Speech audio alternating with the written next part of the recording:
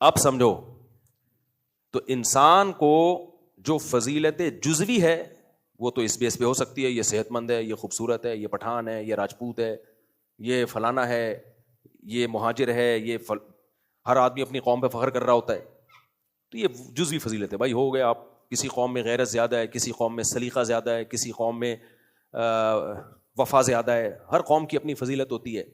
قومیت کی بیس پہ لوگ کہتے ہیں یہ ہماری فضیلت ہے.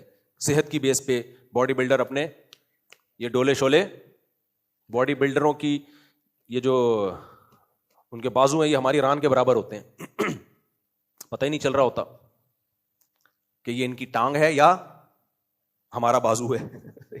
اتنے بڑے بڑے ڈولے بنائے ہوئے ہوتے ہیں انہوں نے. جزوی فضیلت ہے ماشاء اللہ.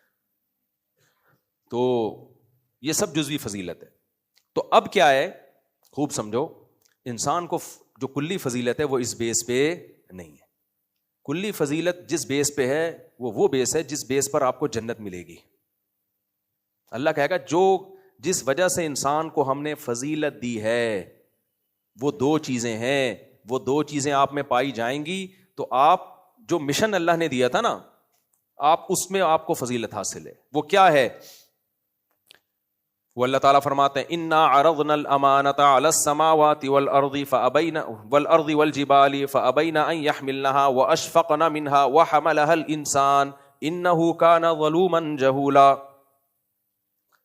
بار امانت اللہ نے پہاڑوں پہ پیش کیا، کائنات پہ پیش کیا. اللہ کہتے ہیں سب ڈر گئے، نا نا نا، اے اللہ ہمیں پہاڑ ہیں پہاڑ ہی رہنے دے، اے اللہ آسمان ہے آسمان ہی رہنے دے، عالم ارواح میں.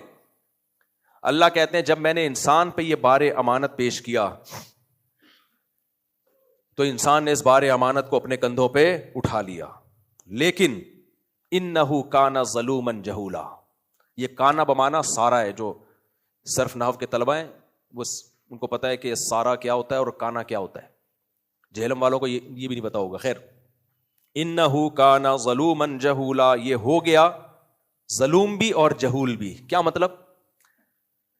جہول علم سے غافل. بار امانت کیا ہے؟ اللہ کے احکام کو سیکھنا اور اس پر عمل کرنا.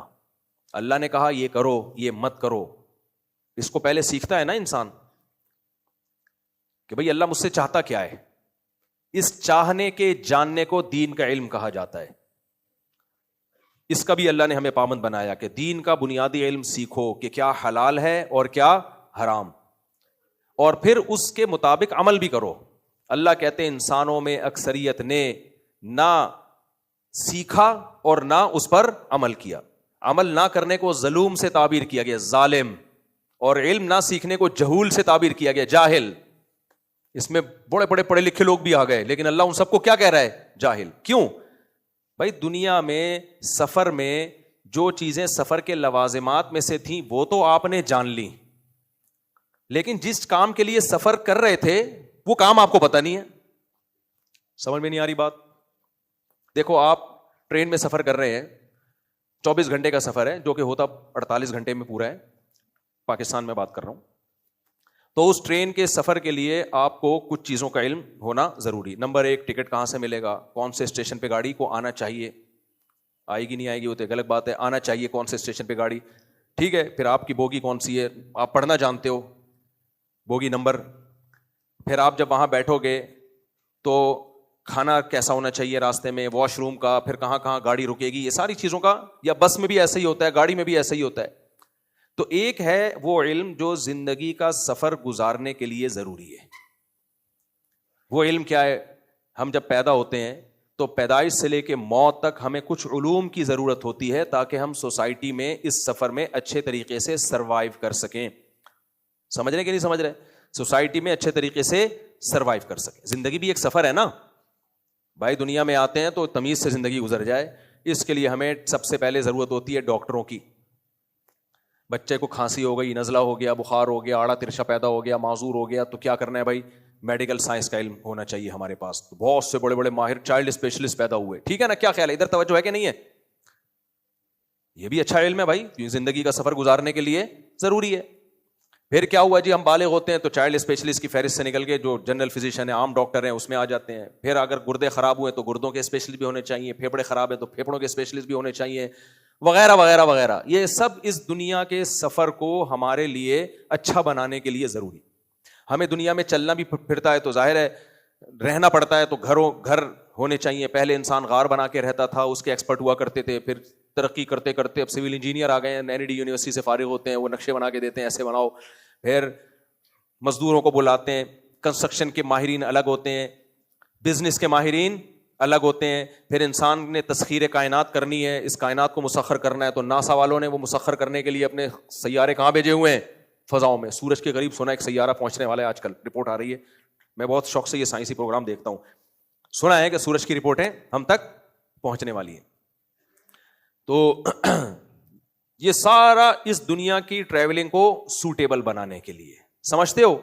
لیکن یہ علم سے انسان کو فضیلت کلی حاصل نہیں ہوتی. خوب سمجھ لو, یہ اچھا علم ہے, ضروری علم ہے, اس کی ضرورت سے انکار نہیں ہے, اس کی ضرورت کا کوئی منکر نہیں ہو سکتا. لیکن یہ جزوی فضیلتیں ہیں کہ میں ڈاکٹر ہوں, میں سائنٹسٹ ہوں, میں پائلٹ ہوں, میں مزدور ہوں, میں فوج میں فلاں آفیسر ہوں, میں سیاستدان ہوں. یہ سب کیا ہیں؟ بولو ادھر توجہ بھائی. یہ جزوی فضیلتیں ہیں. یہ انسان کی کلی, اگر یہ اصل فضیلت ہوتی تو جنت جہنم اس بیس پہ ملتی کہ جس کے نمبر اچھے آئے وہ جنت میں جائے گا, اور جو چوکیدار تھا وہ جہنم میں جائے گا. سمجھتے ہو کہ نہیں سمجھتے؟ کبھی آپ نے سنا کسی آسمانی کتاب میں یہ کہا ہو کہ جو امتحان میں اچھے نمبروں سے پاس ہو گیا اور اچھی جاب مل گئی وہ جنت میں, اور جس کو اچھی جاب نہیں ملی وہ کہاں جائے گا؟ جہنم میں. بھائی یہ فضیلتیں ہیں لیکن یہ کلی فضیلت نہیں ہے. قیامت کے دن ہمارے نبی کا مقام حضرت موسیٰ علیہ السلام سے بلند. موسیٰ علیہ السلام کہہ سکتے ہیں اللہ تو مجھے کوہ طور پہ بلا کے ہم کلام ہوتا تھا, محمد صلی اللہ علیہ وسلم کو تو نے کوہ طور پہ نہیں بلایا. اللہ کہیں گے بھائی وہ جزوی فضیلت تھی, وہ میں نے تمہیں دنیا میں دے دی.